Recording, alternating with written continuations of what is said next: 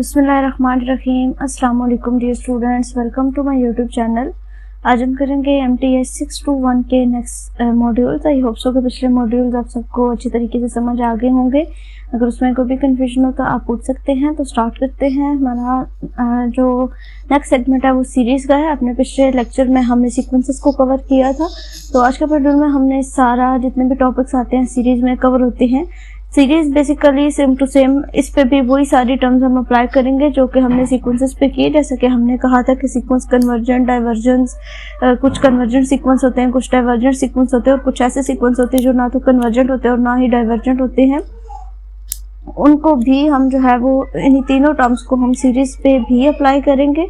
तो series basically क्या है, थोड़ा सा आपको कंसेप्ट क्लियर कर दूं कि सम ऑफ सीक्वेंसेस जो है वो आपके पास सीरीज होता है। ठीक है, sum of the basic term of sequences is called series. और स्टार्ट करते हैं हम सीक्वेंसेस को। इसी तरह से इनफाइनाइट सीरीज होती है। इनफाइनाइट सीरीज वो सीरीज होती हैं जिसमें इनफाइनाइट टर्म जो है वो इंक्लूड होती हैं किसी भी सर्टन सीक्वेंस की, जिनका सम किया जाता है। सम में डिफरेंट सीक्वेंसेस की इनफाइनाइट टर्म्स आपके अगर इंक्लूड हो तो ऐसी अगर उसको ऐसे सीरीज देख रहे तो वो आपकी इनफाइनाइट सीरीज होती है। तो स्टार्ट करते हैं। कहते हैं कि if a n k approaches to infinity, ये क्या है, इस ये जो सीक्वेंस है इसको पार्शियल सम कहते हैं। ठीक है, सीक्वेंस ऑफ पार्शियल सम इसको कहते हैं। Is an infinite sequence of the real number and the symbol, इसको इस तरह से हम डिनोट कर सकते हैं, equal to k up to infinity, and an is a infinite series and an is the nth term of the series। यानी कि ये इसकी nth term है सीरीज की, और ये जो सीरीज है ये हमारी इनफाइनाइट सीरीज है। मीन्स टू से दैट कि हम इसको इन्फिनिटी टर्म तक जो है वो लेके जा रहे हैं। अगर जो है वो n equal to k a n converges to sum of a, तो फिर हम इसको इस तरह से राइट कर सकते हैं, n equal to k approaches to infinity a n is equal to a. And if the sequence a n, ये जो सीक्वेंस है जो हमने देखा है कि ये हमारे पास क्या है, सीक्वेंस ऑफ पार्शियल सम है, तो इसको इस तरह से हम सीरीज में डिनोट कर सकते हैं। ठीक है, सीक्वेंस ऑफ पार्शियल सम इसको कहते हैं। और इसको अगर सीरीज में देखा जाए तो ये इसके पार्शियल सम्स है a k plus 1 plus up to so on a n तक, and n is greater than equal to sum के।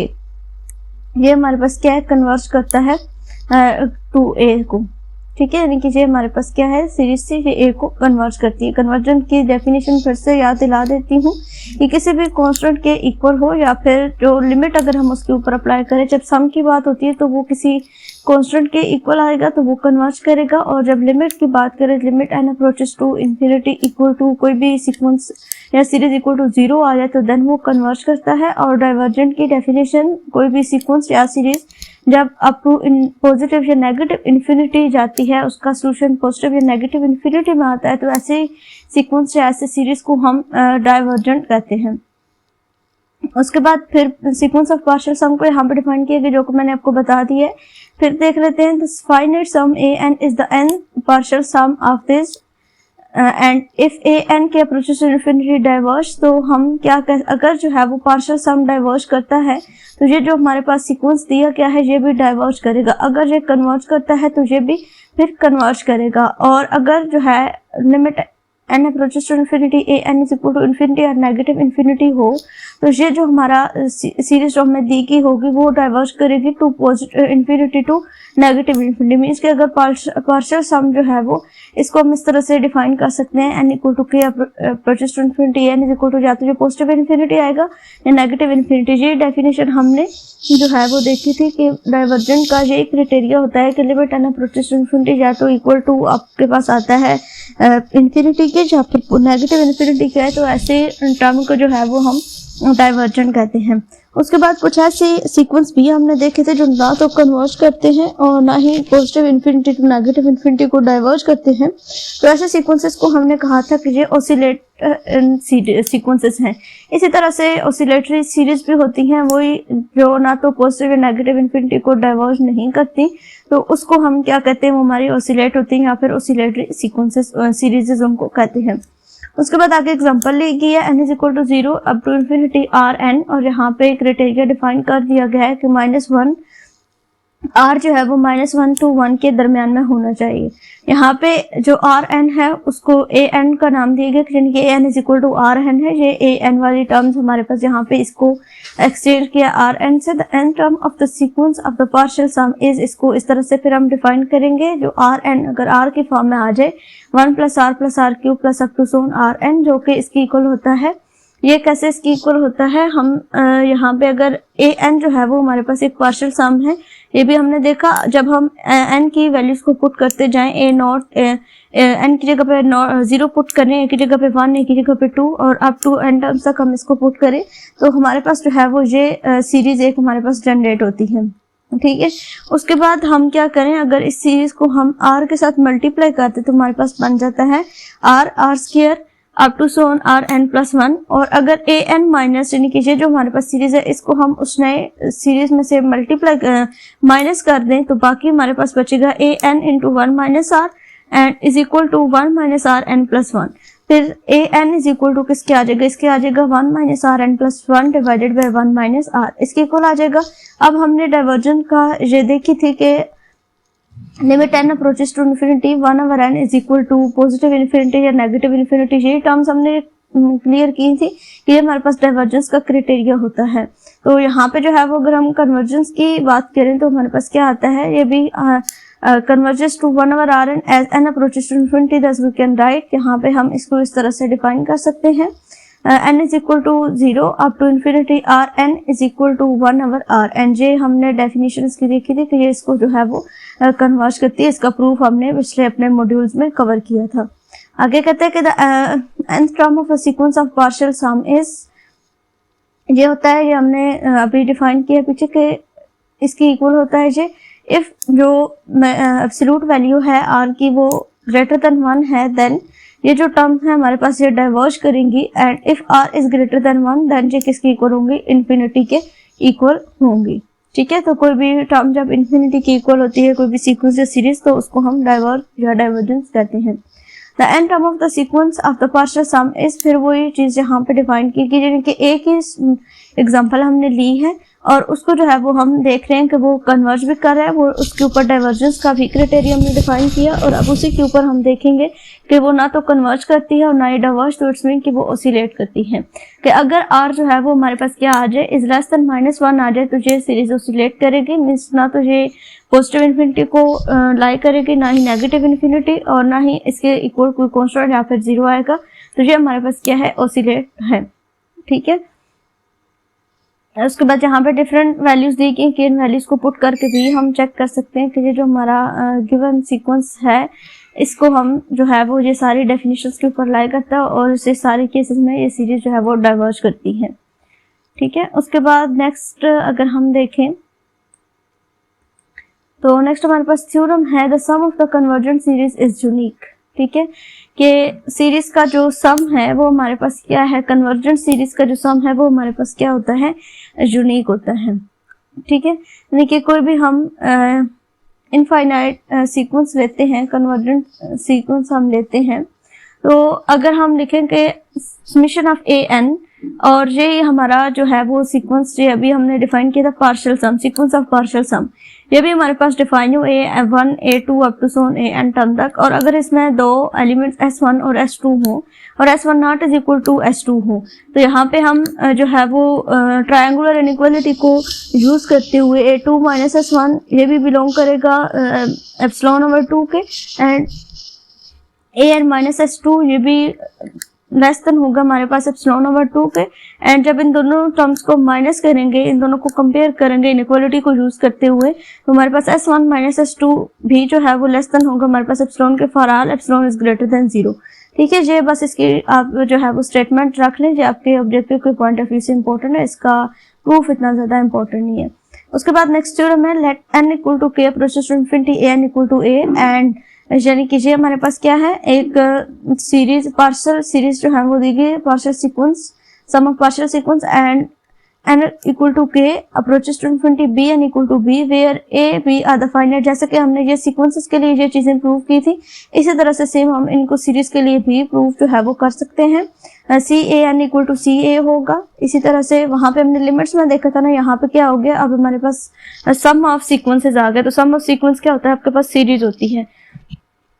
इसी तरह से A N plus B N होगा तो ए plus B, A N minus B N होगा तो ए माइनस बी, और इसी तरह से हम डिवीजन के लिए भी इसको जो है वो प्रूव कर सकते हैं। नेक्स्ट जो हमारा टॉपिक है उसमें कहता है कि ड्रॉपिंग फाइनाइटली मैनी टर्म। इसका बेसिक मैं जो है वो आपको बता देती हूँ कि इसका क्या मतलब है। इसका मतलब है कि अगर जो है वो आपके पास एक सीरीज दी गई है, उस सीरीज में से आप फाइनाइटली कुछ टर्म्स जो है वो वहां से निकाल देते हैं, वहां से ड्रॉप कर देते हैं, तो क्या उस जो सीरीज हमें दी गई है उसके कन्वर्जेंस और डाइवर्जेंस के ऊपर कोई फर्क पड़ेगा। तो सिंपल इसका मतलब ये है कि अगर हम कुछ टर्म्स को, अगर बहुत बड़ी सीरीज हमें दी गई तो उसके स्टार्टिंग के कुछ टर्म्स को हम ड्रॉप कर देते हैं, तो उसके कन्वर्जेंस और डाइवर्जेंस के क्राइटेरिया पे कोई फर्क नहीं पड़ेगा। जो हमें सीरीज दी गई होगी, हमें पहले पता होगा कि वो सीरीज हमारी कन्वर्जेंट है या डाइवर्जेंट है, तो हम उसकी टर्म्स को एक्सक्लूड करके भी उसका प्रूफ जो है वो लिख सकते हैं कि वो हमारे पास कन्वर्जेंट ही रहेगा। ठीक है, ये हमने पहले भी देखा था। फाइंडिंग कन्वर्जेंट या डाइवर्जेंट प्रूफ करना एक सीक्वेंस को एक अलग बात थी, ये हमने सीक्वेंस के टॉपिक में डिस्कस की थी, और उसकी लिमिट्स फाइंड करने एक अलग बात है।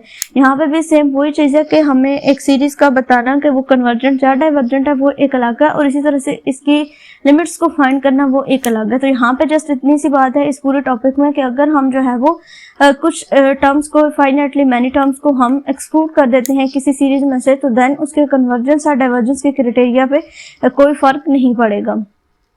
ठीक है, यहाँ पे इसकी एग्जांपल दी गई है। ये टर्म एक दी गई है कि इसमें अगर हम जो है वो वैल्यूज को इंक्लूड करते जाएं, एक्सक्लूड करते जाएं, तो हमारे पास इसके कन्वर्जेंस या डाइवर्जेंस के क्राइटेरिया पे कोई फर्क नहीं पड़ेगा। Next, a series summation of a n converges if and only if for every epsilon is greater than 0 there is an integer n such that. यहाँ पे हमारे पास ये इंटीजर्स जो है वो बताए गए हैं। m is greater than equal to n and n is greater than equal to capital N, ये लाई करेंगे। और यहाँ पे हमारे पास जो है वो ये टर्म इंक्लूड है a n plus a n plus 1 up to a m is less than epsilon. ठीक है, यहाँ पे बेसिकली ये जो थ्योरम है इसके ऊपर स्टेटमेंट नहीं की कि ये बेसिकली कॉशी कन्वर्जेंस क्राइटेरिया है फॉर सीरीज के लिए। जिस तरह से हमने सीक्वेंसेस के लिए कॉशी क्राइटेरिया देखा था कि जो एक सीक्वेंस है अगर वो बाउंडेड है, और इफ एंड ओनली इफ की कंडीशन वहां पे भी हम देखी थी कि वो हमारे पास सीक्वेंस क्या होगा, कन्वर्ज करेगा, और अगर एक सीक्वेंस कन्वर्जेंस है तो वो कॉशी सीक्वेंस जो है वो होगा। तो यहाँ पे भी बेसिकली वही चीजें बताया कि अगर जो है वो summation of a n converge करेगा if and only if a n converge, यानी कि जो सम ऑफ सीक्वेंसेस है वो कन्वर्ज करेगा जब हमारे पास पार्शियल सम ऑफ सीक्वेंस जो है वो कन्वर्ज कर रहा होगा। तो ये इस पूरे थ्योरम का कंक्लूजन है कि अगर जो है वो हमारे पास सम ऑफ सीक्वेंसेस यानी कि जो सीरीज हमें दी गई है वो कन्वर्ज करेगा, तो जो हमारा पार्शियल सम है वो भी कन्वर्ज करेगा। अगर ये डाइवर्ज है तो फिर ये भी डाइवर्ज करेगा। देन हमने शो करना है कि n equal to 1 approaches to infinity 1 over n is divergent. यहाँ पे कुछ पार्शियल सीक्वेंसेस जो है sum of sequences of partial sum लिए गए S1 S2 S3 S4 and up to so on, हम जितने भी टर्म्स इसमें इंक्लूड करना चाहे कर सकते हैं। और ये स्ट्रिक्टली इंक्रीजिंग सीक्वेंसेस हैं, ये सारे जितने भी सीक्वेंस दिया गया स्ट्रिक्टली इंक्रीजिंग, यानी कि 1 is less then 1 plus 1 over 2। हर जो टर्म है वो अगले से, जो पिछले टर्म है वो अगले से लेस देन है, तो इट्स मीन कि ये स्ट्रिक्टली इंक्रीजिंग सीक्वेंस है। यहाँ पे अगर जो है वो इसने S2 की पावर 1 ली है 1 प्लस 1 ओवर 2 ये, एंड 1 को जो है वो एक उससे स्मॉल नंबर से रिप्लेस कर दिया 1 ओवर 2 प्लस 1 ओवर 2 हो जाएगा। देन S4 को जो इस तरह से 2 स्क्वायर की फॉर्म में लिख सकते हैं। तो S4 में 1 प्लस 1 ओवर 2 किसके इक्वल था, यहाँ पे हमारे पास S2 के इक्वल था, तो यहाँ पे S2 आ गया plus 1 over 3 and plus 1 over 4। अब 1 ओवर 3 को इससे छोटी टर्म से रिप्लेस कर दिया गया है 1 प्लस 1 ओवर 4, और इसको जब सॉल्व किया तो हमारे पास क्या आ गया 4 ओवर 2, यानी कि S4 equal to 4 over 2। Then S8 अगर हम लें तो ये 2 की पावर 3 आती है। यहाँ पे बाय मिस्टेक जो है वो 3 की पावर 3 लिखी है, यहाँ पे 2 की पावर 3 आती है। तो सबसे पहले यहाँ पे हमारे पास S4 आएगा प्लस 1/5, 1/6, 1/7, 1/8। अब ये जितनी टर्म्स है 1/5, 1/6, 1/7 को हम जो है वो 1/8 के साथ रिप्लेस कर दिया गया है और इसका एलसीएम लेने के बाद हमारे पास आंसर है 4/2। तो एट द एंड यहाँ पे कंक्लूड किया गया है n+1/2। अगर इन टर्म्स में हम ये सारी n की वैल्यूज को इंक्रीज करते जाएं, S2 के लिए देखें तो हमारे पास यहाँ पे आ जाएगा 2 + 1 डिवाइडेड बाय 2 3/2। देन S4 के लिए हम देखें तो यहाँ पे 3 + 1 डिवाइडेड बाय 2 4/2। और इसी तरह से 8 के लिए देखें तो हमारे पास आ जाएगा 3 + 1 डिवाइडेड बाय 2, हमारे पास यहाँ पे क्या आ जाएगा 4 आ जाएगा। तो इसी तरह से इस टर्म को यूज करते हुए हम नेक्स्ट अपने सॉल्यूशंस जो है वो फाइंड कर सकते हैं। If m is any constant, कि अगर m में कोई कांस्टेंट है तो हम पॉजिटिव इंटीजर फाइंड कर सकते हैं, n+1 divided by 2 is greater then m। और अगर जो है वो बट फॉर दिस n, इसके लिए हमारे पास क्या होगा, S2n is less then greater than n+1/2 and greater than m, यानी कि कोई भी हमारे पास कांस्टेंट आ जाए m so that no constant m is greater or equal to the every partial sum of the harmonic series, यानी कि जो हमारे पास m है कोई भी ऐसा m नहीं हो सकता जो कि क्या हो, ग्रेटर देन हो या फिर इक्वल टू हो partial sum of harmonic series के। देन यहाँ पे एक ज्योमेट्रिक सीरीज जो है वो डिफाइन की गई है। इसके ऊपर ये ट्रायंगुलर इनइक्वालिटी को लगा के इसको जो है वो सोल्व किया गया है।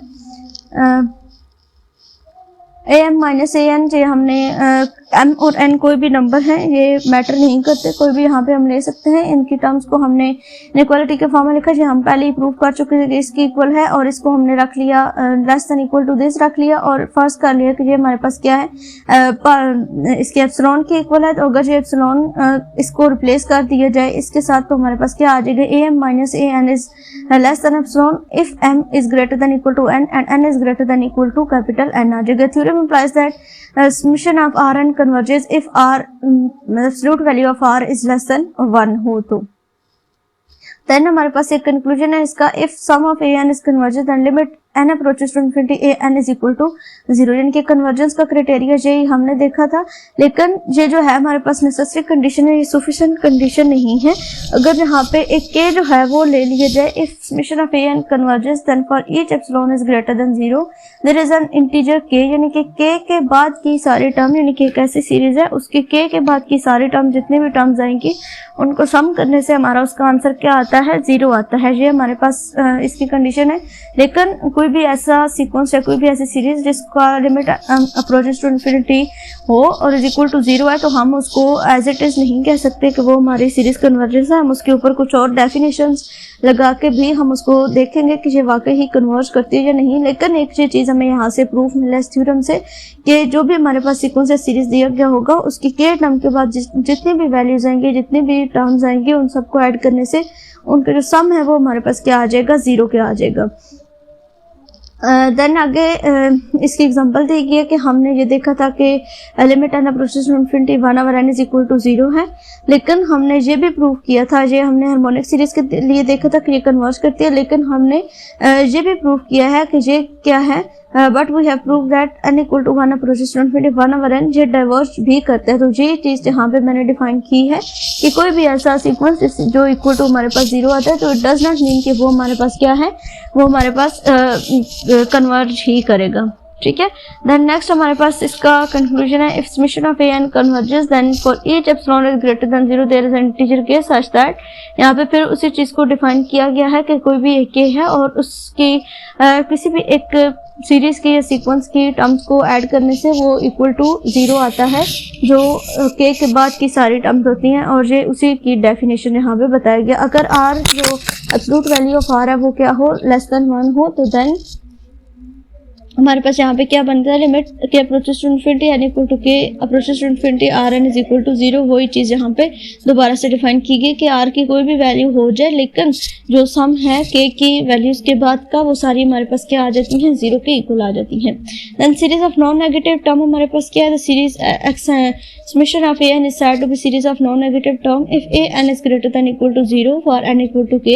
The series of non-negative term either converges to the finite limit or the diverges to infinity infinity, यानी कि नॉन नेगेटिव है तो मीन्स कि डाइवर्ज अगर करेंगे तो सिर्फ पॉजिटिव इन्फिनिटी तक करेंगे, और अगर वो कन्वर्ज करेंगे तो एक उनकी फाइनाइट लिमिट होगी। यहाँ पे दोबारा से नॉन इंक्रीजिंग और नॉन डिक्रीजिंग की टर्म्स को रिकॉल करवाया गया है। ये हमने देखा था कि limit n approaches to infinity n is equal to supremum of S N, and जब इन नॉन इंक्रीजिंग की बात है तो देन हमने यहाँ पे इन्फीमम लिया था। ये थ्योरम है, थ्योरम को जो है वो हमने देखना है कि if a n is greater than equal to 0 for n is greater than k, then sum of a n converges if its partial sums are bounded or diverge to positive infinity if they are not, यानी कि अगर ये converge नहीं करेंगे तो means कि ये diverge करेंगे पॉजिटिव इन्फिनिटी की तरफ। There are the only possibilities and इधर इन केस, या फिर हमारे पास ये इसकी पॉसिबिलिटी हो सकती है। तो इसकी प्रूफ में दोबारा से वो सुप्रीमम वाला जो है वो थ्योरम रिकॉल किया गया है, और इसका जो पार्शियल सम है उसको इस तरह से हम डिफाइन करते हैं, a n equal to a k plus one up to so on a n terms तक n is greater than equal to k आ जाएगा। बेसिकली आपने जो है वो इसको ये देख लेना है कि अगर नॉन नेगेटिव टर्म में आएगा तो देन हम उसकी सुप्रीमम की वैल्यूज को लेंगे, और एक के ए एन जो है वो हमारे पास क्या है, एक सम ऑफ पार्शियल सीरीज है, और इसकी वैल्यूज को अगर हम चेंज करते जाएं तो ये क्या है, is non increasing. So the condition follow from the theorem of definition convergence of series, यानी कि जो हमारी सीरीज है ये क्या हमारे पास कन्वर्ज करेगी सीरीज को, और अगर ये जो है वो हमारे पास क्या हो कन्वर्ज ना करी तो देन ये डाइवर्ज करेगी पॉजिटिव इन्फिनिटी। क्योंकि नॉन नेगेटिव टर्म की बात हो रही है तो इट्स मीन कि ये इन्फिनिटी भी नेगेटिव नहीं हो सकती। तो नेक्स्ट जो हमारा टॉपिक है उसमें कंपैरिजन टेस्ट, यानी कि एक नया सेगमेंट स्टार्ट हो जाता है। तो आज के लेक्चर में हम यही टॉपिक्स को यहीं पे क्लोज करते हैं। आई होप सो कि ये सीरीज के सारे टर्म्स आपको समझ आ गए होंगे। बेसिकली ये सेम टू सेम वही हैं, कंडीशंस हैं जिनको हमने सीक्वेंसेस के ऊपर अप्लाई किया था, उन एग्जाम्पल्स को लेकर हमने सीरीज के लिए भी प्रूफ किया है। तो आई होप सो कि आज का लेक्चर भी आप सबको समझ आ गया होगा। अगर इसमें कोई भी कंफ्यूजन हो तो आप पूछ सकते हैं व्हाट्सएप